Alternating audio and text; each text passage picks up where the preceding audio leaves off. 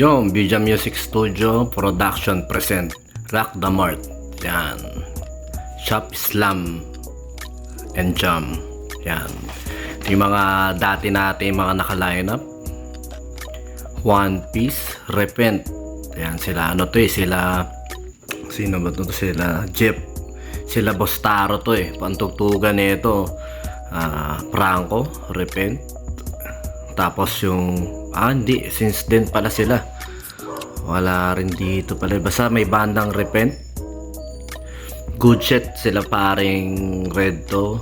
One Piece, yung mga babae to sila Popoy Phil, mga taga Bulang-Bulangan, Hambog, taga Bulang-Bulangan, Siram, taga Bulacan-Bulacan, sila paring Erwin, Chad Cross, banda ni Boss Chad, Vandalismo sa ilang-ilang to, Endless, taga Bustos to, Party Time, hindi ko natanda kung sa taga saan to, Magnifica, taga ilang-ilang dito, Love of Silence, alam ko giginto rin to, Demetrio, sila Boss Roy to, yung pinakamalupit na banda dati, nakasama namin sa Battle of the Band, Pectus, yan, Origami, yan, ito yung banda ko naman, Sound of Zion.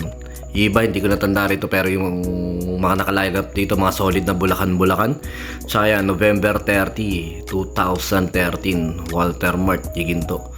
Bago tong event nito, kasi bago yung studio ko nito sa Giginto. Ang studio ko dati nasa Estrella, yung kaunanan 2007. Nawala rin dahil nga ang nangyari, naging tambayan, yung mga kabataan narereklamo na magulang, narereklamo rin ako ng mga magulang sa barangay kasi nga nagiging tambayan yung lugar namin at nagiging bisyuhan. Natututong minom daw yung mga bata, doon nagtatago, doon nagyoyosi sa studio. At ayun, di nawala na mahinga ng ilang panahon, ilang taon. Nagkaroon ulit ako ng studio sa Balagtas naman, 2012. Ganun din na nangyari, naging tambayan din kasi 2012, tama, 2012 nandoon na rin ng BMS. Ayan, mga tropa natin BMS, Musikenyo at saka siyempre Extreme Audio kay Kuya Hari to sila yung sound system natin dati nung event natin nito sa Walter. Ang gumawa, alam ko nung ads na to, si Gerald, nakalimutan ko basta Gerald, yan, taga-Bulacan, kilala namin dahil lahat ng Musikenyo doon nagumpisa bago mapunta ang Musikenyo sa bakuran nila Chad. Doon muna kami nagumpisa kila Gerald. Tsaka syempre ang gumawa ng logo ng Bija Music Studio na to, si Boss Marlon Puyawan, nag-isang keyboardista at drummer dati ng Siram. At ayun nga, ayan ang pinaka-history nito hanggang nagkatuloy-tuloy, nagkaroon na ng production. Naging Bijam Production na ang unang napatugtugan namin sa may series. Madami pang ibang title kasi ang Bijam Production. May Jamshot pa, Jamshot 1, 2, 3 hanggang nabuwang Alakrakan dahil dati hindi pa uso yung ganito sa GMGM. Ang tawagan namin parang Alakrakan na. Hindi ako sure kung kay Boss Hack namin sa mga Bulacan-Bulacan, Alakrakan na kasi alak ko tapos tugtugan. Yan, basta sa mga nakasama namin sa Bulacan-Bulacan. Tapos may nag-suggest na lang na i-series nyo na lang kasi naubusan na rin kami na itatitle sa event nasa title ng event. Sige, Alakrakan 1, Alakrakan 2, Alakrakan ganyan na nga. At saka hanggang ngayon nasa Alakrakan 53 na tayo. At saka marami na ngang nadaanan tayong bar. At saka marami na rin tayong nadaanan ng tropa. Tayo nadaan ng tropa at saka marami tayo na kilala at na nakaaway din na banda dahil nga sa sistema syempre ng lineup at ganyan, pero ganun talaga.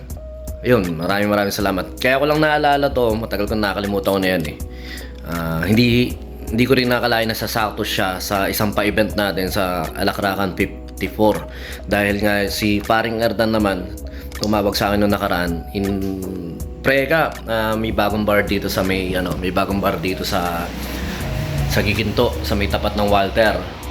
Ayun, sa Walter Mart na yan, sa tapat niya may bagong bar na dapat magpapa Battle of the Band daw sila. Kaso nakita nila yung costing ng ilalabas silang pera. Ginawa na lang nila, kumontak ng mga production. At saka yun nga, kinontak nga ako ni Paring Erdan. Kinontak ako ni Paring Erdan, pinapunta ako kahapon, nag-usap kami ng management. At ayun nga, okay naman sa kanila yung sistema ng production kasi nga kami na magdadala ng banda. Pero may band equipment sa kanila, lahat solid na. Tsaka yun nga, binigay nila sa amin yung date na November 30 na hindi ko naman na-expect na.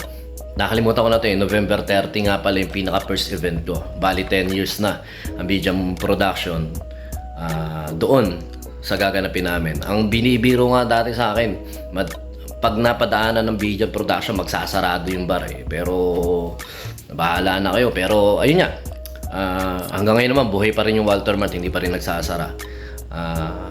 Ano lang natin, syempre shoutout sa lahat ng banda namin na kasama. Syempre marami, Brutal Massacre, sa mga production natin, ano pa ba, mga Blood of Rosalca, sino pa ba, madami na halos talagang banda na halos iba, mga nag-iba-iba na rin ng mga pangalan. Siyempre yung Blood of Rosalca, Siram,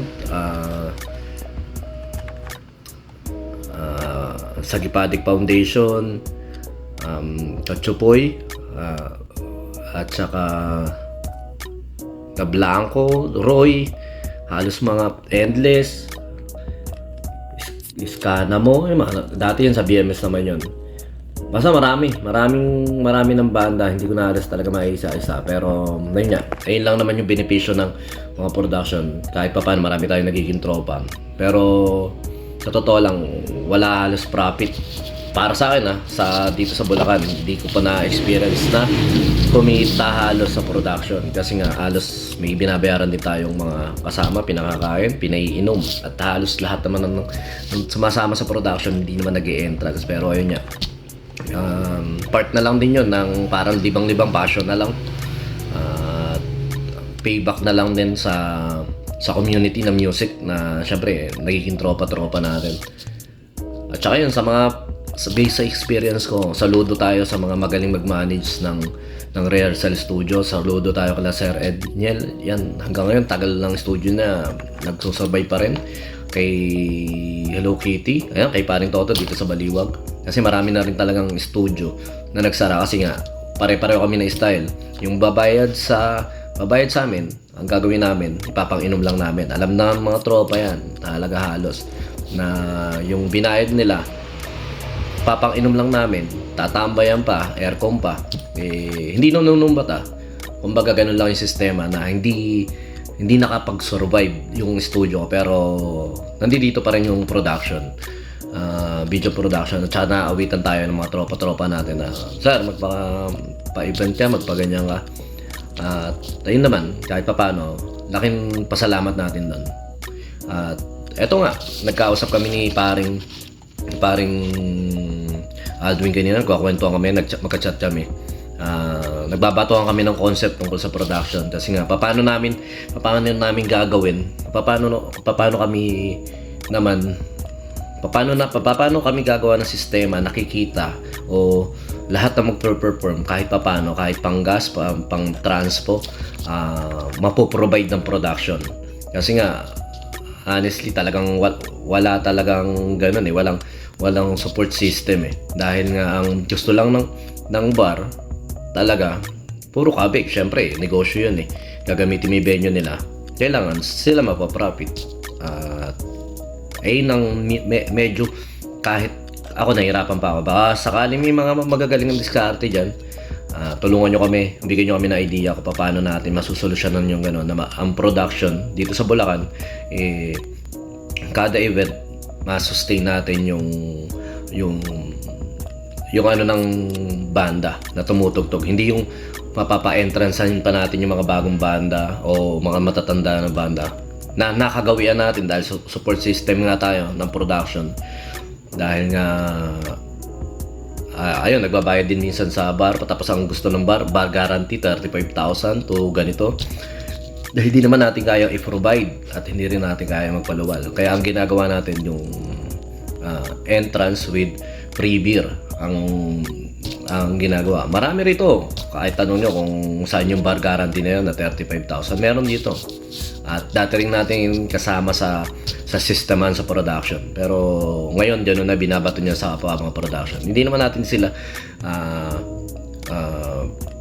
sinisira o hindi natin pero ganun lang yung systeman. Alam naman nila na hindi kakayanin ng mga simpleng production. Dito lang kami, simple lang ang production namin dito sa Bulacan. Ayun lang, na-share ko lang. Basta sa mga tropa natin at saka sa mga bagong prod heads, tuloy lang. Masarap magpa-production, masarap magpa-event. Ang talagang lang natin, yung support system lang na sana kahit pa paano, hindi lang puro tayo palabas. Kasi nga, nangyari sa amin yan, nangyari sa akin yan. Halos lahat naman ng event talagang wala ka. Alam na mga kasama natin yan sa production. At saka hindi lang na ako nag-isa sa production. Shoutout syempre kila Gab, kila Bok, sa mga nakasama natin. Pati natin la Aldwin, sa grupo nila Aldwin, na sumusuporta rin sa akin. Kay Kiko, ayan, kay Francis, kay Lasmin, sino pa ba? Tsaka yung tropang Plaridel, yan. Ayan ang talagang nagiging kasama natin sa mga production.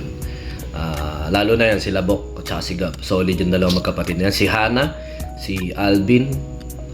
Basta tropang Plaridel. Saludo sa inyo, salamat. At naging magkakatropa tayo dahil sa production. Ayun lang, napakahaba nito pero okay lang. Para sa akin, yung 10 years experience sa pagpapaproduction at saka sa ganyan, valid naman siguro yun na pagkwentuhan natin. Basta, share lang tayo sa mga tropa natin dyan. Ayun lang. Thank you. Ingat kayo. God bless.